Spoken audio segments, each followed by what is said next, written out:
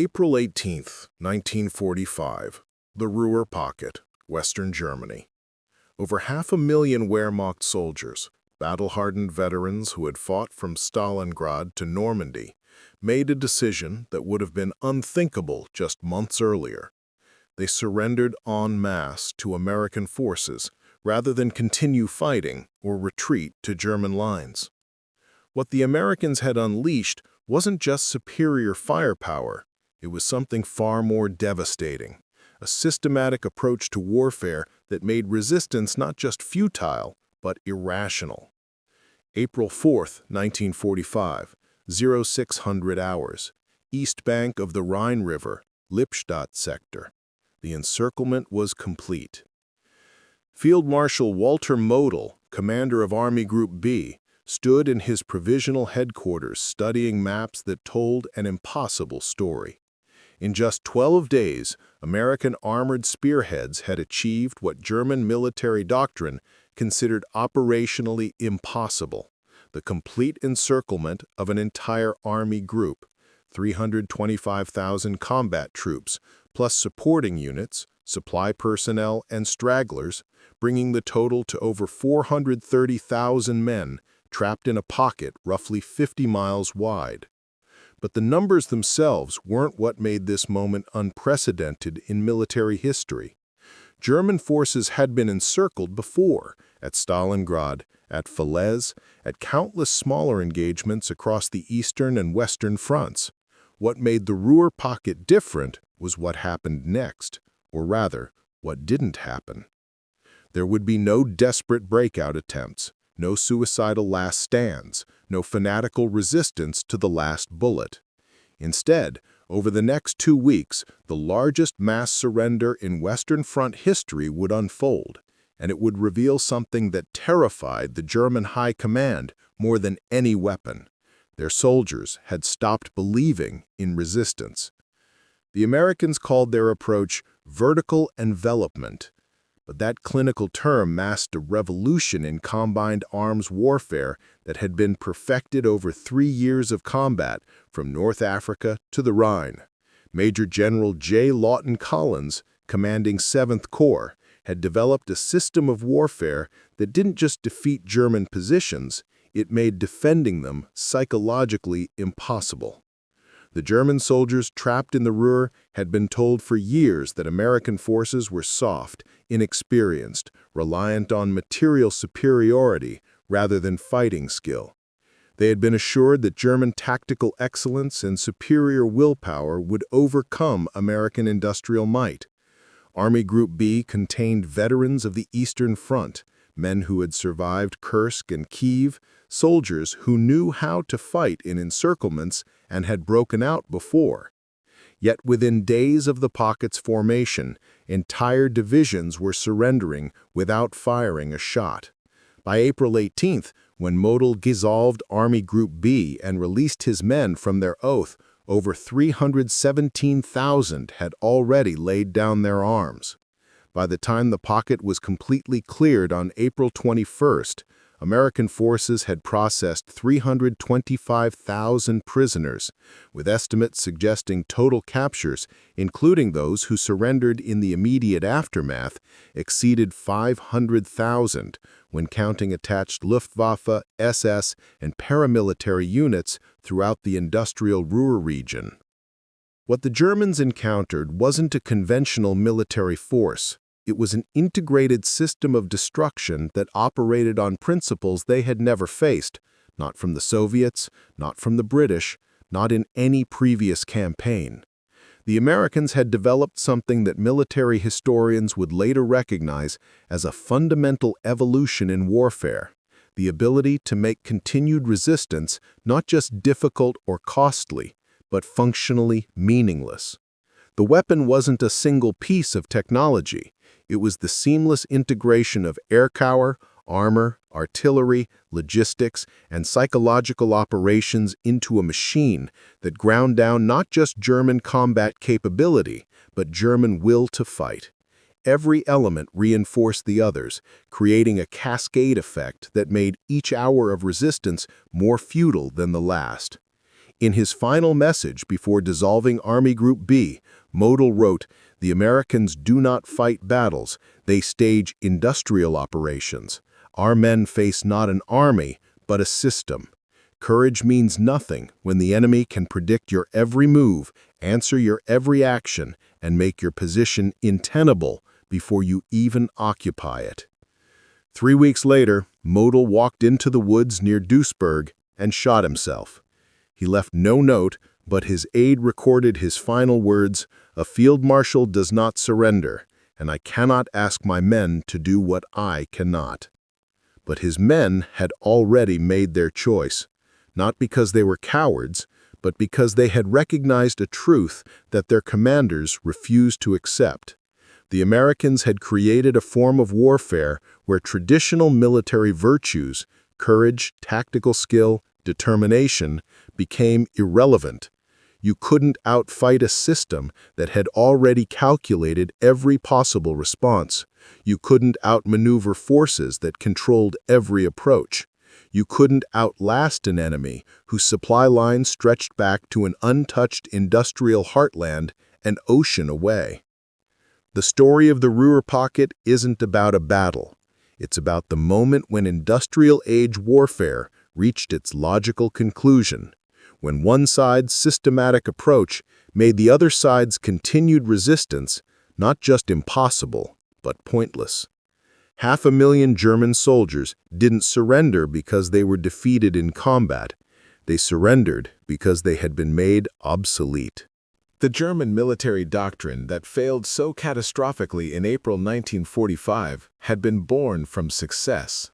For 5 years, the Wehrmacht had conquered a continent using principles that had proven devastatingly effective. Speed, concentration of force, tactical flexibility, and the superior training of individual soldiers and small unit commanders. The concept was Auftragstaktik, mission-type tactics, where commanders at every level understood the overall objective and had the authority to achieve it through their own initiative. A German lieutenant could react to battlefield conditions faster than an American colonel could receive orders from division headquarters. This decentralized command structure had enabled German forces to consistently outmaneuver more numerous opponents. From Poland in 1939 to France in 1940, from the Balkans to the initial campaigns in Russia, this system had worked brilliantly. German soldiers were extensively trained, with even basic infantry receiving education that emphasized independent thinking and tactical awareness. A German squad leader had more authority and training than many Allied platoon commanders. This created a military culture where small groups of men could achieve disproportionate results through superior skill and initiative. By 1943, despite mounting losses and strategic setbacks, German tactical doctrine still produced impressive results. At Kasserine Pass in February 1943, relatively small German forces had inflicted humiliating defeats on American units in their first major engagement. The Germans had demonstrated that even when outnumbered and outgunned, superior tactics and veteran leadership could overcome material disadvantages. General Dwight D. Eisenhower, commanding Allied forces in North Africa, had been forced to restructure American training and doctrine after Kasserine. The lessons were painful but clear. American forces needed fundamental changes in how they approached combat. Raw courage and industrial output weren't enough against an enemy who could consistently outthink and outmaneuver them at the tactical level. But the Germans had made a critical miscalculation. They assumed that warfare would continue to be decided by these tactical engagements, that battles would be won by better-trained soldiers making better decisions in individual firefights. They believed that as long as German tactical excellence remained superior, they could offset American material advantages. What they failed to understand was that the Americans weren't trying to win tactical engagements. They were building a system that would make tactical excellence irrelevant. Between 1943 and 1945, the United States military underwent a transformation that had no parallel in military history. It wasn't about creating better individual soldiers, though American training did improve significantly. It was about creating an integrated system where individual tactical decisions mattered less than systematic operational superiority. The scale of American logistical preparation was something the German military couldn't conceptualize. By early 1945, American forces in Western Europe were supported by a supply network that delivered 26,000 tons of supplies daily. Every American division crossing the Rhine had artillery support that could deliver more tonnage in an hour than an entire German corps could fire in a day. But logistics alone don't explain the psychological collapse. The Soviets had enormous material superiority on the Eastern Front, yet German forces continued fighting with desperate determination, even in hopeless situations. At Budapest, German and Hungarian forces held out for 50 days in a siege that ended in near-total annihilation. At Breslau, the garrison fought for 82 days, continuing resistance even after Hitler's death. Against the Americans, that same determination evaporated. The difference wasn't firepower, it was predictability and inevitability. American doctrine had evolved into something the Germans called Materialschlacht, material battle, but that term didn't capture what made it psychologically devastating. The Americans had developed a systematic approach where every German action triggered a predetermined, overwhelming response. Artillery observers called in fire missions within minutes. Air support appeared within an hour. Tank columns maneuvered to cut off withdrawal routes before German commanders even realized their positions were compromised. It wasn't that Americans predicted German moves through intelligence or brilliant generalship. They simply had enough resources to prepare for every possibility simultaneously. Colonel General Alfred Jodl, operations chief of the German Armed Forces High Command, wrote in his diary in March 1945, "Against the Americans, our tactical doctrine has become a prison. Every principle that served us well against the Poles, French, and even Soviets now works against us. Our flexibility means nothing when the enemy has prepared responses to every option. Our initiative is meaningless when every action triggers overwhelming retaliation. We are fighting an opponent who doesn't need to outthink us. They've made thinking irrelevant." This was the context that Army Group B entered when American forces crossed the Rhine. They brought tactical excellence, veteran leadership, and determination to a fight where none of those qualities mattered anymore. They were prepared for a battle. What they encountered was an industrial process designed to make battle impossible. The German defensive preparations in the Ruhr represented the culmination of 5 years of hard-won tactical knowledge.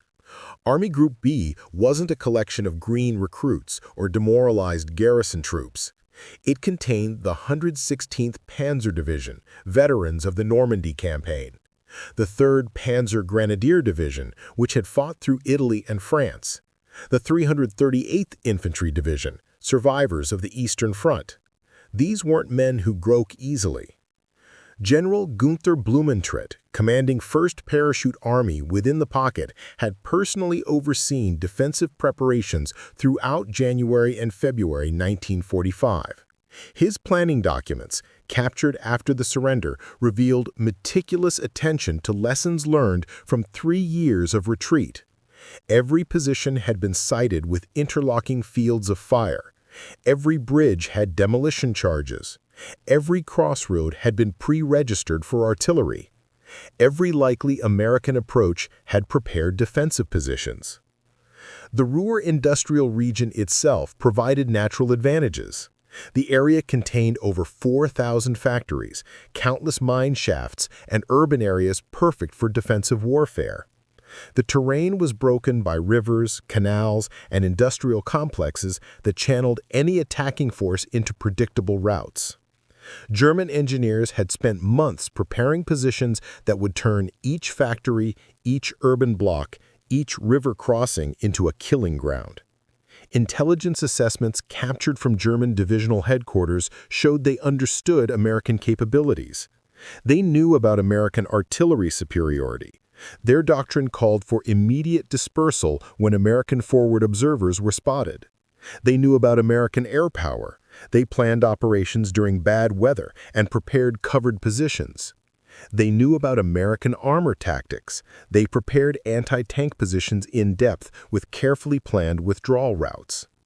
What made German commanders confident wasn't ignorance of American strength, it was faith in proven defensive doctrine.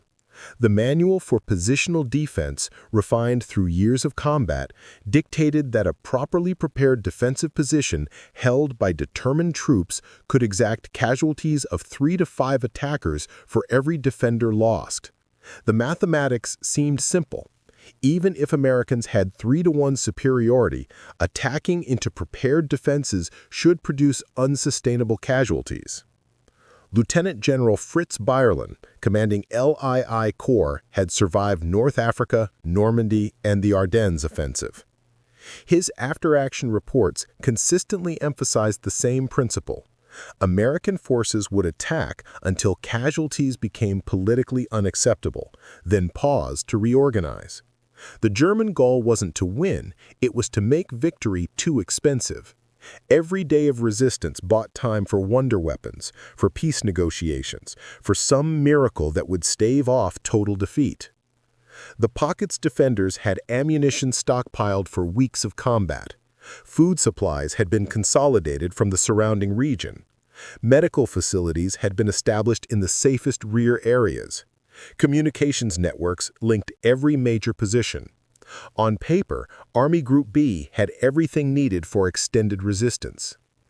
Colonel Wilhelm Wiebig, operations officer for the 15th Army, wrote in his journal on April 3rd, the day before encirclement, "The Americans will find the Ruhr a far different battle than their race across France. Here we fight from prepared positions with our backs to our homeland. Here their speed means nothing. They must come to us, and we will make them pay in blood for every kilometer. We have studied their methods. We know their patterns. We are ready." But every assumption in German planning contained a fatal flaw. They had prepared for a battle. They had calculated for combat where tactical decisions mattered, where terrain provided advantage, where determination and skill could offset material inferiority. They had built a fortress designed to withstand siege warfare as understood by military traditions stretching back centuries. What they couldn't prepare for was an opponent who had evolved beyond battle entirely. The Americans hadn't come to fight for the Ruhr, they had come to process it. And the difference between those two concepts, fighting versus processing, would become clear within hours of the encirclement's completion. And once German soldiers understood that difference, their carefully prepared defenses would become not fortresses, but prisons. What the Americans deployed against the Ruhr Pocket wasn't a secret weapon or revolutionary technology. It was something far more devastating. Systematic operational integration refined into a doctrine that military historians would later call synchronized warfare. The innovation wasn't in any single element, it was in how every element functioned as parts of a single mechanism. The concept had been developed by Lieutenant General Omar Bradley's 12th Army Group staff during the winter of 1944-45. Operations Officer Brigadier General Truman Forson had created what he called the Red Ball System, a coordinated methodology where intelligence, artillery, air power, armor, and logistics operated on synchronized timelines that made German tactical responses predictable and therefore exploitable. April 5, 1945, 0830 hours. First full day of the encirclement. The system activated. American P-38 Lightning reconnaissance aircraft began flying a grid pattern over the entire pocket at precisely timed intervals.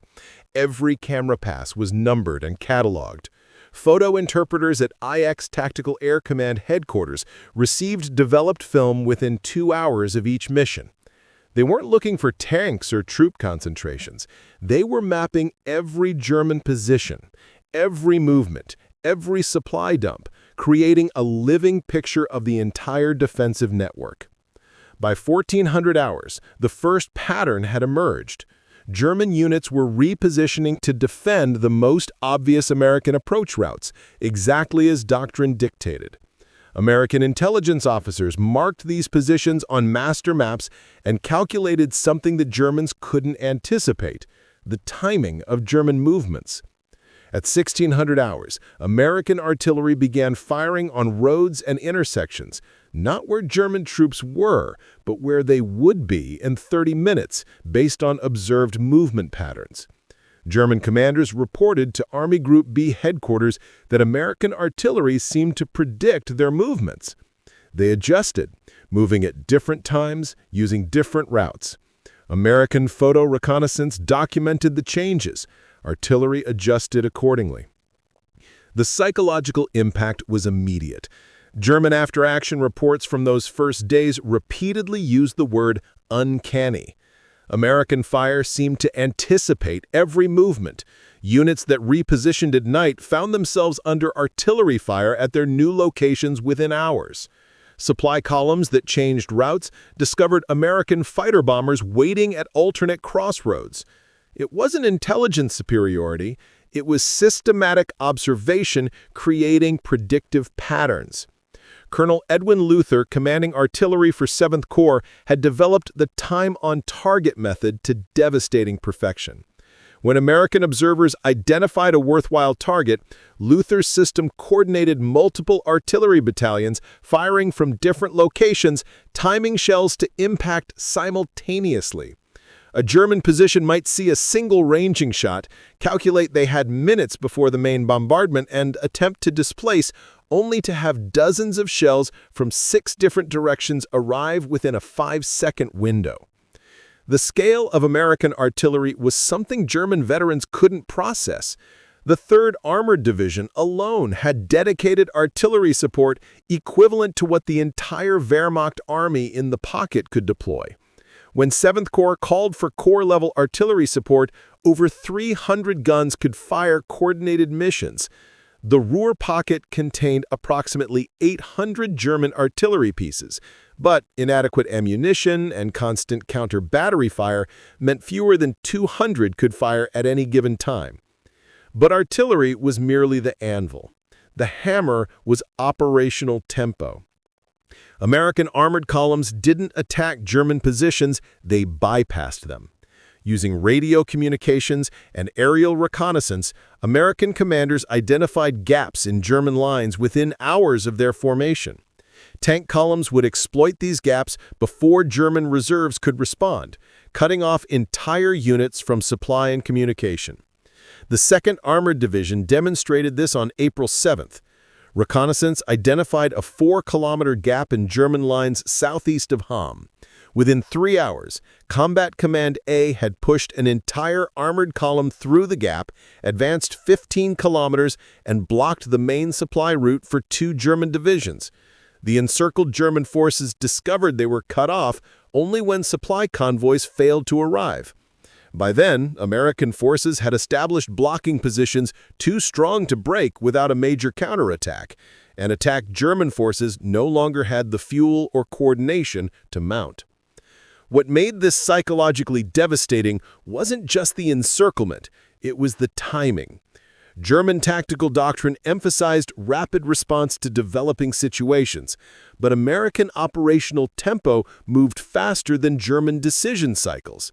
By the time German commanders identified a problem, communicated orders, and began executing responses, American forces had already advanced to the next phase. Lieutenant Karl Godau, operations officer for the 116th Panzer Division, wrote in his journal on April 9th, "We are always responding to situations that have already changed. Our commanders make correct decisions for circumstances that no longer exist. By the time orders reach forward units, the Americans have moved and the orders are obsolete. We are fighting yesterday's battle, while they are already positioning for tomorrow's." The system wasn't perfect. American units still faced fierce resistance at key points, still took casualties, still encountered situations where German tactical skill created local advantages. But those tactical victories meant nothing within the larger operational framework. A German company might successfully defend a crossroads for 6 hours, inflicting casualties on American attacking units, only to discover American forces had already bypassed the position entirely and cut off their withdrawal route. April 12, 1945. The cascade began in earnest. What started as tactical defeats transformed into systemic collapse within the German command structure. The breaking point wasn't any single engagement. It was the cumulative realization that continued resistance served no purpose. American intelligence teams, working with captured German communications equipment, documented the collapse in real time. Radio intercepts from German divisional headquarters revealed a pattern. Initial confidence, followed by confusion, then desperation, finally resignation. By April 14th, entire battalions were surrendering without American forces even approaching their positions. They simply walked out of their fortifications and waited for Americans to process them. The 9th Panzer Division provides the clearest example. On April 10th, the division reported full combat readiness with 47 operational tanks and 4,200 combat effectives. Division Commander General Harold von Elverfeldt issued orders for aggressive counterattacks to restore German lines. On April 13th, after 3 days of attempting to execute offensive operations, von Elverfeldt reported to Army Group B, "Every movement draws immediate artillery fire. Every concentration draws air attack. We advance 500 meters. American armor appears on our flanks. We cannot maneuver. We can only die in place or surrender." On April 15th, von Elverfeldt surrendered his division with 38 tanks still operational and ammunition for 2 more days of combat. When interrogated by American intelligence officers, he stated, "I surrendered not because we were defeated, but because fighting had become murder. I could achieve nothing except the death of my men." The psychological studies conducted by U.S. Army psychiatrists with surrendered German troops revealed common themes. Soldiers described a sense of helplessness unlike anything experienced on the Eastern Front.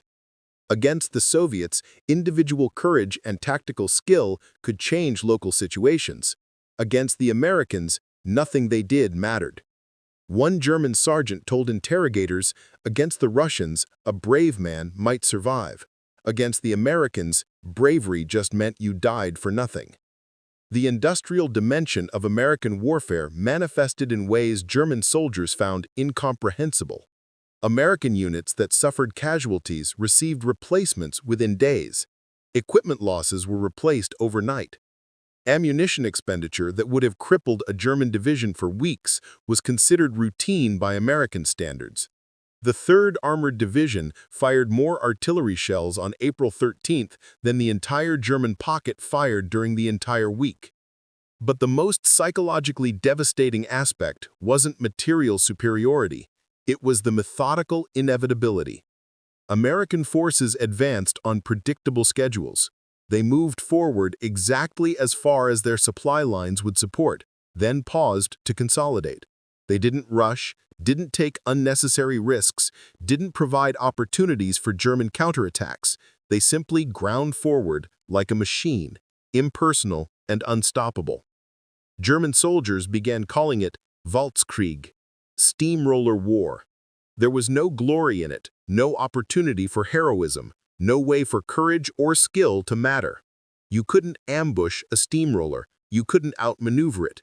You could only wait for it to reach you and then be crushed or step aside. By April 16th, American forces had processed over 150,000 prisoners. The supplied infrastructure for handling surrenders became as sophisticated as combat operations. Prisoner processing stations operated on assembly line principles. German soldiers were disarmed, documented, given food and water, and moved to rear areas within hours. The efficiency itself was demoralizing. Americans handled the surrender of entire divisions with the same systematic efficiency they applied to combat. Field Marshal Model's headquarters maintained communication until April 17th. His final operational orders revealed a commander who understood the situation completely, but couldn't bring himself to accept it. He authorized unit commanders to surrender if they judged continued resistance pointless, effectively dissolving his command while refusing to formally capitulate himself. On April 21st, the last organized German resistance in the pocket ceased. Final prisoner counts exceeded 325,000, the largest mass surrender in Western Front history. American casualties during the entire operation: 10,000 wounded, 2,000 killed. German casualties, approximately 10,000 killed in combat, the rest captured. The casualty ratio, normally favoring defenders in prepared positions, had been completely inverted. The Eastern Front provided brutal context. In the Kurland pocket, 200,000 German soldiers held out against Soviet forces until the war's end, suffering over 150,000 casualties but never surrendering en masse. In the Heiligenbeil pocket, German forces fought for 2 months with 80% casualties before final Soviet victory. Against the Soviets, Germans fought to literal annihilation. Against the Americans, they chose survival.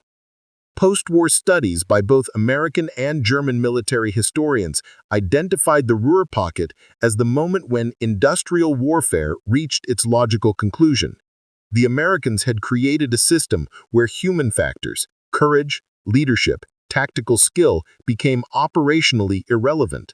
Not because German soldiers lacked these qualities, but because the American system had evolved beyond the level where those qualities could influence outcomes.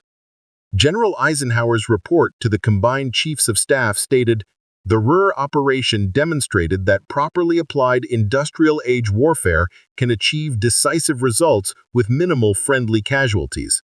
The key is systematic integration of all combat arms operating at a tempo that prevents enemy response." The 500,000 German soldiers who surrendered rather than face continued combat hadn't been defeated in battle. They had been made obsolete by a form of warfare that didn't require defeating them, only processing them. The distinction marked the end of warfare as previous generations had understood it.